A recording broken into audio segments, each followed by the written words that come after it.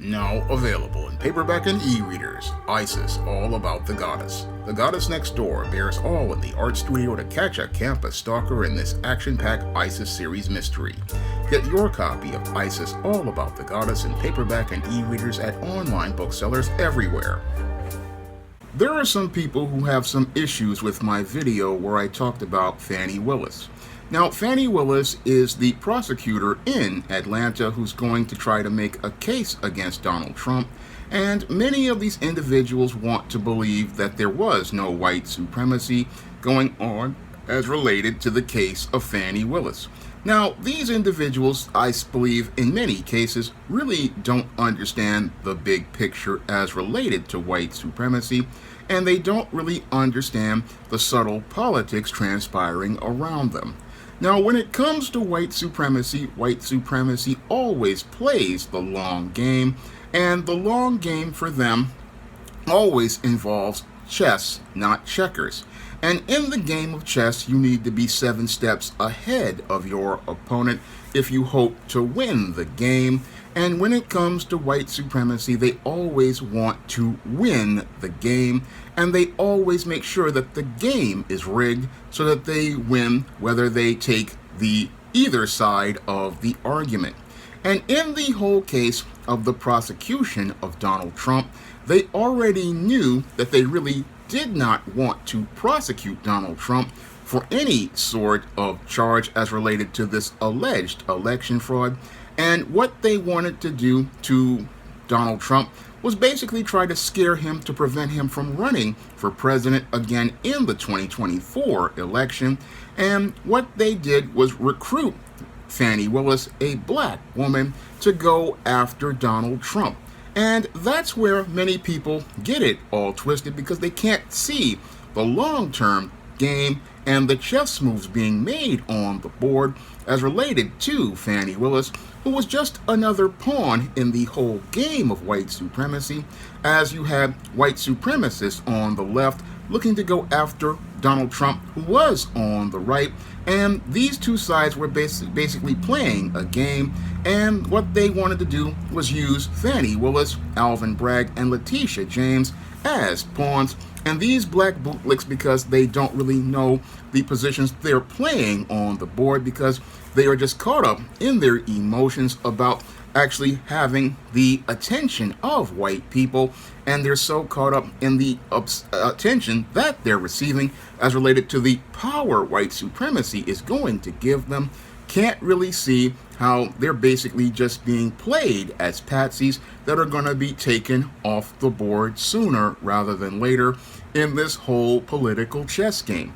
And because Fani Willis couldn't see this whole thing as them making her their pawn, she was just so caught up in her emotions about actually getting an opportunity to get this career-making case, she couldn't see that this whole case that was being made was absolutely ridiculous when you understand the institution of white supremacy. Because if you understand the institution of white supremacy, you understand that Satan does not cast out Satan, because white supremacy does not cast out white supremacy, nor does white supremacy go out here and give power to a black person who they deem as inferior to them, and give them power to take down a white man. No, that's not done in the system of white supremacy. No, it would never be done. And any sort of so-called power that is given to somebody like a Fani Willis, that's given to them for a reason, and usually it's given to that person in order to make a ploy to try to gain an advantage strategically. And that's the only reason why they gave Fani Willis, Alvin Bragg, and Letitia James the power to go after a former president, a white man that was basically trying to, again, get the strategic advantage as related to hoping to scare President Donald Trump.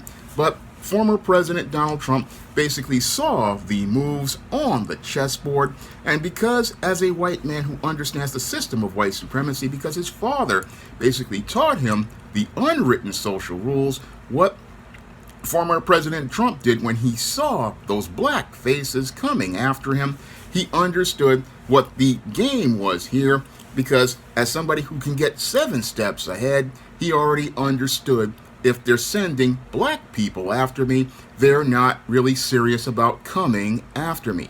Because again, in the game of white supremacy, the white supremacist always wants to win. And because the white supremacist wants to win, they want their face to be the one associated with the victory, not some black person to be the one associated with the victory. And that's where people don't really see the big picture as related to this whole prosecution of Donald Trump. They don't understand that if white supremacy was serious about going after Donald Trump, they would go out here and get white men to go after Donald Trump, not go out here and pick up a group of black bootlicks and send them to do the job, because they want to be able to be the ones to say they were the ones who got the victory over a former president and his associates. So that's how you could understand, or I could understand, how this whole campaign to go after Donald Trump basically was a ploy to try to scare him from not running in the 2024 election, and it wasn't about them trying to go out here and make any sort of serious case. Because if white supremacy was serious about making a case against Donald Trump, again, like in the case of Bill Clinton's impeachment, they would have gotten white men to go after Donald Trump the way the Red Party went out here and got Ken Starr to go after Bill Clinton, because they wanted that victory for themselves, and they wanted to be the ones who were lauded as the ones who got the victory over him. But this whole case, what they did was recruit these black bootlicks like Fani Willis, and they went out here and told these bootlicks to go out here and make this case, and she wouldn't have been able to make that case without the approval of members of the Blue Party who were higher up.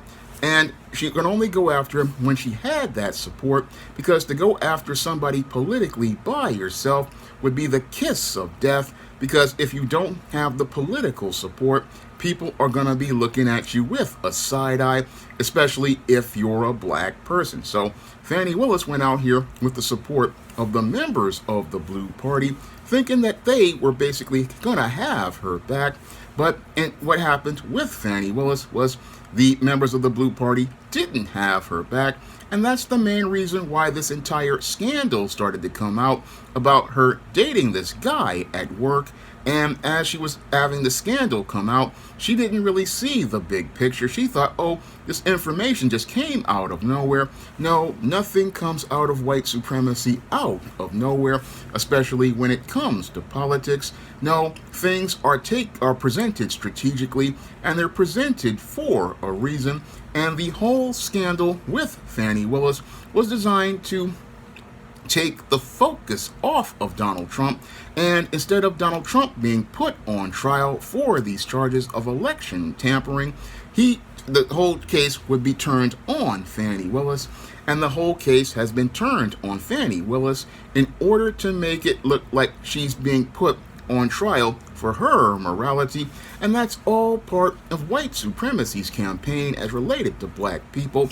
They oftentimes want to make the black person look like the bad guy of the story, and they want to make the black person look like the bad guy of the story to take away from the white people as related to whatever charges are made against them. And this is all again done to discredit Fani Willis, to make her look like the bad guy. And as people are judging her for her morality, what they're doing is making it where people start to question her credibility and question her competence. And as they question her credibility and her competence, this makes it where people start to say, we can't not really trust this black person to have this job. And that's where the game comes full circle on the black bootlick, who thought that they were going to be able to take a case like the one against Donald Trump to elevate themselves to winding up in a position where they're basically fighting for their job. And it's like Professor Black Truth has said in many of his videos, this is where a bootlick finds out that their job does not have a retirement plan, because when it comes to black bootlicks are pawns on the chessboard of white supremacy, and they'll use a black bootlick to go do their dirty work. And play with their minds, and as they're playing with their minds like a toy, eventually what they're going to do with that bootlick once they finish with them is break that bootlick, and that's what they're doing right now to Fani Willis. Now that they've gotten her on the blue party side to go out here and get these charges against Donald Trump, they've basically abandoned her as their media outlets have gone out here and presented this whole story of this affair that she had with her boyfriend, who was already married to somebody else. And again, what they want to do is discredit Fani Willis, make her the bad guy of the story. And while this is going on, as related to the long-term chess game, the so-called case against Donald Trump is going away as the 2024 election is going on. And as the 2024 election is going on, the window for all of these trials that were supposed to go on is basically closing. And as that window is closing for these trials, what is happening is this woman's credibility basically is gone at this point, because now people are focused on her as related to her morals and not looking at the morals of the white supremacist, who really doesn't have any morals at all on either side. And both sides basically wound up playing Fani Willis, who could not see what I talk about in many of my novels, like The Temptation of John Haynes, the subtle politics transpiring around her. And because she couldn't see the subtle politics transpiring around her, what happened with Fani Willis is she wound up taking the fall that white supremacy basically set her up to take from the minute that they came to her and asked her to go out and prosecute this case against former President Donald Trump, because they never really intended for her to even be able to prosecute Donald Trump. And any smart black person would have seen this when the minute somebody ran up on them and approached them and said, hey, we want you to go prosecute former President Donald Trump. Any black person who was smart would say, no, in the system of white supremacy, they are never going to let a black person have the power to be able to go after white people with that kind of political and economic power. No, they're never going to let a black person have that power without ever setting that person up for some sort of fall.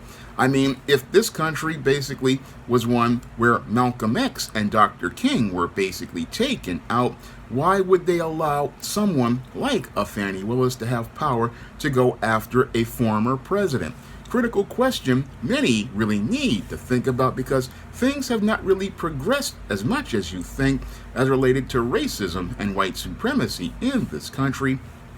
And they would never, if they wouldn't allow Dr. King and Malcolm X to be around to try to go and start waging campaigns like Dr. King did in the later part of his life, where he was talking about reparations, or you had Malcolm X who was talking about black empowerment, why would they allow somebody like a Fani Willis to have power to, or Alvin Bragg or Letitia James, to go after a former president? Again, critical question I want to ask people, because it's clear to me a lot of folks really don't understand what's going on, just like they didn't understand back in 2020 about Ice Cube, because Ice Cube back then, I tried to tell people he was not on our side. And a lot of people wanted to talk about, oh, Ice Cube is a celebrity. He's got $120 million worth, and he's going to go out here. He's coming out on his own, not understanding when it comes to these black bootlicks. These black bootlicks want to get in front of black people to represent us. Moreover, white supremacy loves to put black bootlicks out up front. And that whenever they choose a black bootlick, they always choose a black bootlick they can get in front of, and they always choose a black bootlick they can get 7 steps ahead of in the political chess game of life.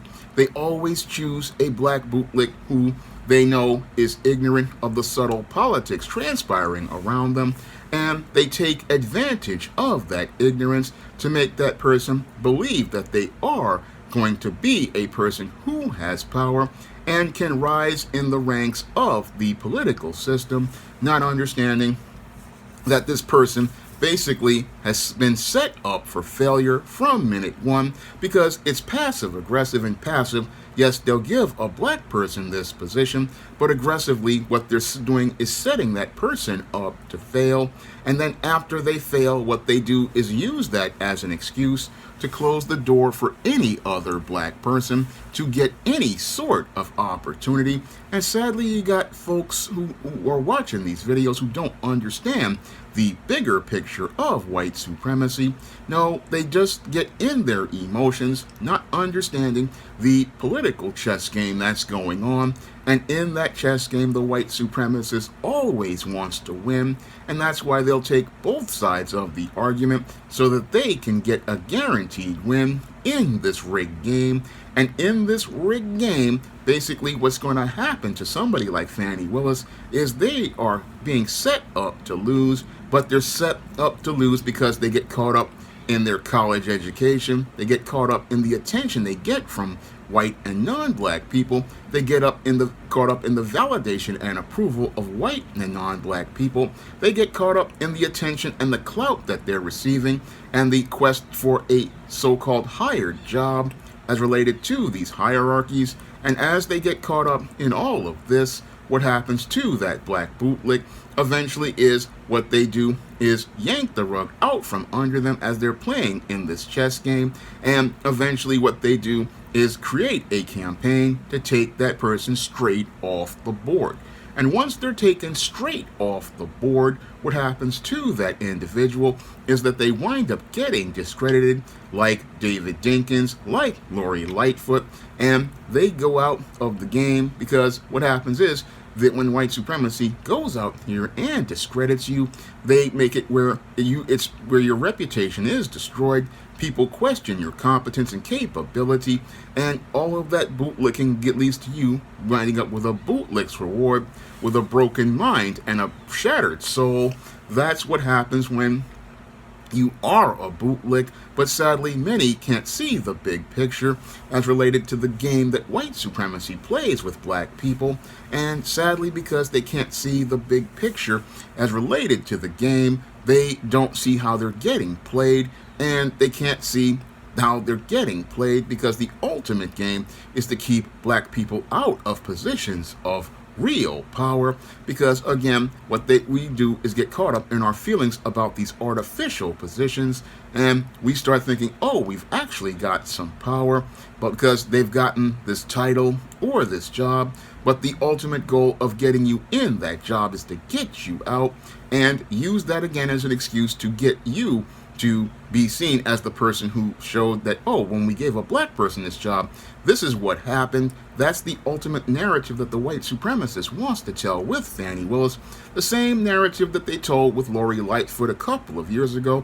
The same narrative that they told with David Dinkins here in New York. That whenever they give a black person power, they want to make that black person appear to be incompetent. And once they make them appear to be incompetent, what they do is make it where you won't ever see another black person in that position ever again. And all of this flies over the heads of a lot of black folks because all they want to do is be told what they want to hear. They get caught up in the spiciness and sensationalism of the Fani Willis scandal, but can't see how the white supremacist puppet masters are basically playing their hands on the board, and basically as they're playing on the board, what they want to do is checkmate black people, and they wind up checkmating a lot of black people because they don't do any critical thinking, and because they don't do any critical thinking, they can't see how every time we get on this chessboard, you're set up to lose. Now, if you want to pick up some of my books on the SJS Direct imprint, you can find those books on Amazon.com in paperback and Kindle format. You can also find them at other online booksellers like Smashwords, the iBookstore, Google Play, and Barnes & Noble. And if you'd like to see me break things down once again, you can send a donation to the Patreon, the PayPal, or the Cash App by clicking the links in the description box. That's all I have to say for this video. You can comment, rate, and subscribe. Now available in paperback and e-readers, E-Steam Cancel Vacation. Hell's Aspiring Angel takes on a social justice, social media mob looking to cancel her in this all-new E-Steam series adventure. Get E-Steam Cancel Vacation in paperback and e-readers today. Support Black-owned and Black-operated digital broadcast media. www.niceradionetwork.com. Nice Radio Network, broadcasting 24 hours a day, 7 days a week.